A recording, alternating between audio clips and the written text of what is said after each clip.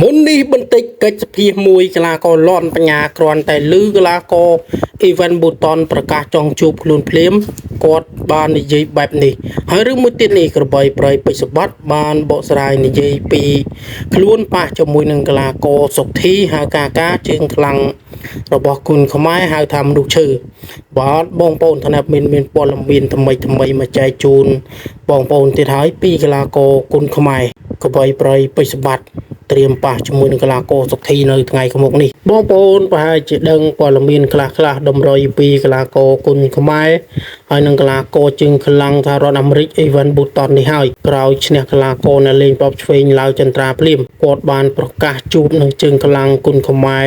ដល់ទៅ2រូបណាបងប្អូនគឺកីឡាករអ៊ីមរិនប៊ូថងហើយនឹងកីឡាករលន់បញ្ញាហើយថ្មីនេះកិច្ចសភាមួយដែលកីឡាករលន់បញ្ញាចោះពីបលីនចន្ទហោះមកគឺបានកិច្ចសភាហើយនៅក្នុងនោះកីឡាករលន់បញ្ញាគាត់បានចេញប្រាប់ពីមូលហេតុថាកីឡាករអ៊ីវ៉ាន់ប៊ូតុននេះគឺប៉ះជាមួយខ្លួនមែនប៉ុន្តែដោយសារតែកីឡាករឡាវចន្ទ្រាគាត់ស្នើសុំ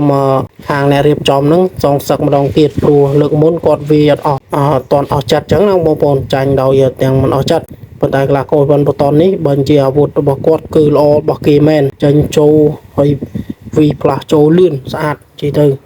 គឺវាល្អកីឡាករនេះការវារបស់គាត់គឺល្អខ្លាំងមែនអ៊ីវ៉ាន់ប៊ូតុននេះហើយក្នុងការជង្គង់របស់គាត់ឡើងមកខ្ពស់វាចូលលឿនហើយលះទៀតមិនមែនលំទេបងប្អូនហើយនឹងកបីប្រៃពេជ្រសបត្តិស្នែងមាសគុណខ្មែរគឺបាននិយាយពីដៃគូប្រកួតកីឡាករសុកធីគាត់បានលើកឡើងថាកីឡាករសុកធីជាកីឡាករដែលចាស់ភាសាហើយប្រវត្តិទៅការប្រកួតរបស់គាត់គឺល្អធ្លាប់ប៉ះគុណខ្មែរជើងខ្លាំងច្រើនធ្លាប់ប៉ះម្ដាប់ថៃច្រើនហើយក្នុងនោះក៏បីប្រៃពេជ្រសបត្តិថាគាត់ធ្លាប់ប៉ះ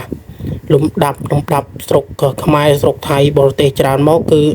អត់ទាន់ប៉ះដោយកីឡាករសុកធីទេព្រោះកីឡាករសុកធីជាកីឡាករក្បាច់ហើយអាវុធគ្រប់គ្រឿងគាត់ជាកីឡាករក្បាច់ចឹងណា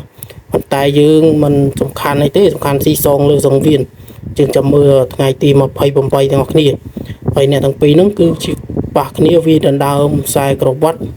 Extreme Camera គុណខ្មែរ Super Diamond មិនមែនលំទេជាខ្សែក្រវ៉ាត់ពេជ្រធ្លាប់តែកន្លងមកដូចជាខ្សែក្រវ៉ាត់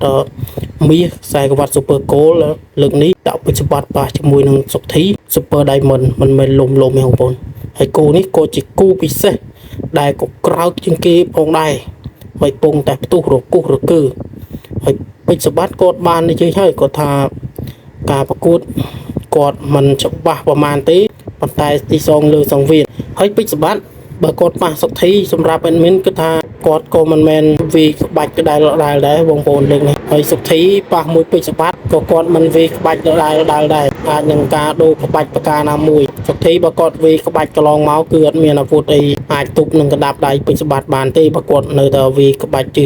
ព្រួយពេជ្រសបត្តិបើប៉ះដោយសុកធីរគុះរកើយ៉ាងនេះទៀតចាំមើលបងប្អូនហើយកងធំពិតតែរៀងស្រាលប៉ុន្តែពេជ្រសបត្តិអាចនឹងវាយមិនដកដង្ហើមនេះ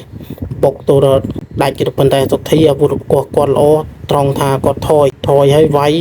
កាត់វាយអីប៉ុន្តែបើសុកធីគាត់រៀនក្បាច់ពីហ៊ីសៃទីម៉ូមានសង្ឃឹមឈ្នះហើយការវាយ5ទឹកសូម្បីតែលោកគ្រូអេបថងគាត់ជោគភាគរយទៅខាងកីឡាករសុកធី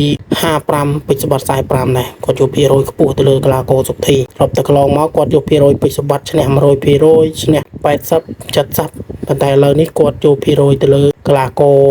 សុកធី55ពេជ្រសបត្តិ45ហើយនៅទាំងពីរនេះសម្រាប់ admin 50 ទេបងប្អូនព្រោះអាវុធគាត់ល្អដូចគ្នាហើយមានព័ត៌មានមកចែកជូនបងប្អូនហើយមកថ្មីកុំភ្លេចចុច subscribe នៅមួយ post យ៉ាងដឹងដើម្បីបានព័ត៌មានថ្មីចែកជូនបងប្អូនទស្សនាជារៀងរាល់ថ្ងៃ